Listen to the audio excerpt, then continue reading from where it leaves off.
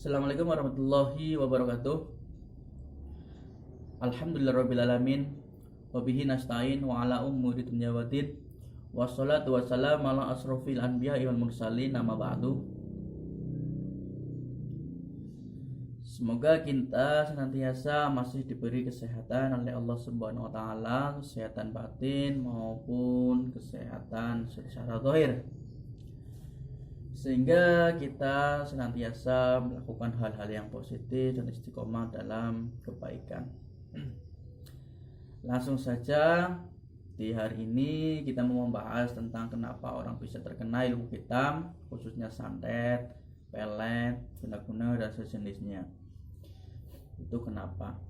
Oke, kita langsung saja mempersingkat durasi agar cepat dipahami oleh sedulur saudara semua.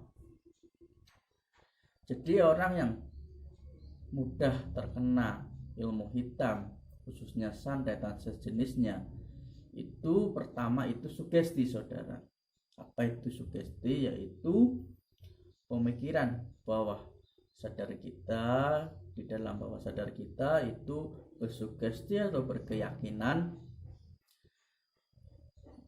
terlalu berlebihan. Jadi percaya, tapi percayanya itu berlebihan, saudara. Apabila orang itu sudah percaya kepada hal-hal demikian seperti santet dan sejenisnya, mempercayainya itu berlebihan, itu ciri-ciri salah satunya orang yang mudah terkena ilmu hitam. Kebanyakan orang yang terkena ilmu hitam atau santet itu kebanyakan orang-orang yang sudah percaya atau percaya tapi kepercayaan kepada atau keyakinan kepada santet tersebut itu berlebihan. Jadi orang-orang yang seperti itu mudah terkena ilmu hitam, saudara. Jadi kalau percaya saja, nggak usah berlebihan. Kalau berlebihan itu malah mudah terkena ilmu hitam atau seperti santet, teluh, pelet dan sejenisnya. Nah, setelah itu apalagi ciri-ciri orang yang mudah terkena ilmu hitam. Nah, selain keyakinan tadi, itu ada juga faktor-faktor lain, yaitu malasnya beribadah. Itu juga faktor penting. Kadang orang yang malas-malas beribadah itu malah mudah juga terkena ilmu hitam. Malas-malas beribadah tapi malah sering melakukan hal maksiat, itu malah sering terkena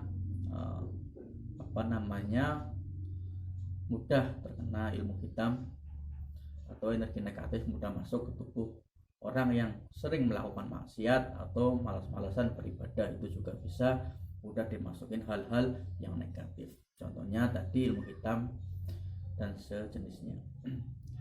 Nah, dan yang ketiga itu orang yang lengah. Dalam artian lengah itu orang yang sering kadang bengong atau sering melamun walaupun 1, 2, 3 detik, itu juga berbahaya kalau kita melamun. Kalau lengah, ada orang yang iseng atau yang jahat kita dengan ilmu hitam, itu juga cepat masuk. Karena kebanyakan orang yang sering melamun, orang yang sering bengong, itu kebanyakan terjadi orang yang kesurupan, itu orang-orang yang kayak gitu. Jadi kalau malam lengahnya orang itu, kalau malam lengah itu kalau tidur biasanya orang menggarap atau orang yang menyadap atau mengirim ilmu hitam itu kebanyakan malam-malam. Karena kalau malam itu kebanyakan orang itu lengah. Dalam artian lengah itu banyak yang tidur tidak berdoa, tidur tidak wudhu dan sebagainya. Jadi itu beberapa faktor orang yang mudah terkena ilmu hitam, itu beberapa faktornya, saudara. Semoga informasi tadi yang saya jelaskan bisa dipahami, bisa dimengerti. Nah, saran saya kalau malam itu, kalau mau tidur biar aman dari hal-hal yang negatif, disunahkan oleh Rasulullah SAW itu untuk berwudu sebelum tidur. Kita berwudu, lalu kita baca ayat-ayat Al-Quran yang pertama itu ya, Al-Fatihah, ayat kursi, lalu Al-Ikhlas, Al-Falaq, dan An-Nas.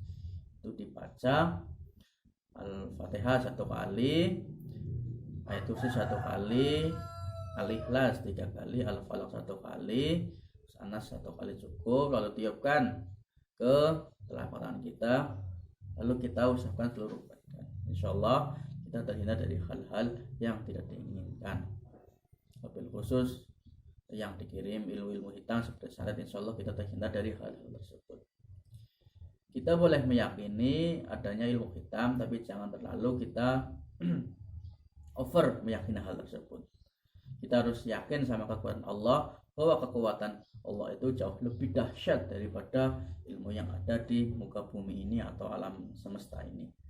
Kita harus lebih meyakini Allah Subhanahu wa taala daripada hal-hal yang ada di muka bumi ini, saudara.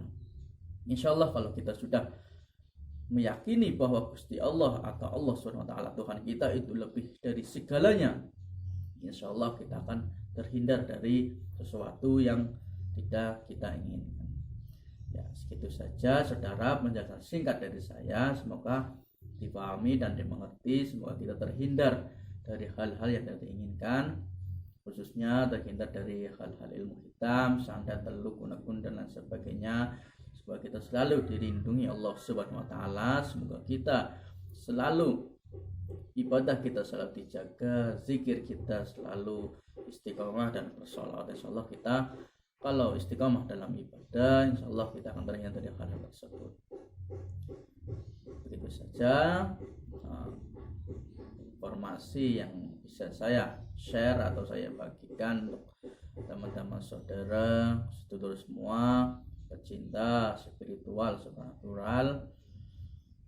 Saya minta maaf sebesar-besarnya apabila ada kata-kata yang kurang berkenan atau ada kata-kata yang susah dipahami. Saya minta sebesar-besarnya, saya minta maaf sebesar-besarnya apabila kurang difahami kata-kata saya. Intinya kita harus selalu istiqomah dalam kebaikan, insyaallah kita akan terhindar dari hal-hal yang buruk. Dan jangan lupa sedekah, walaupun kita sedekah 100 rupiah atau 1000 rupiah, kalau kita ikhlas, insyaallah Allah akan mencatat amal ibadah kita. Yang penting kita ikhlas lillahi ta'ala, karena sedekah atau sedekah itu juga untuk bisa menolak bala, itu juga bisa. Ya, cukup sekian dari saya. Assalamualaikum warahmatullahi wabarakatuh.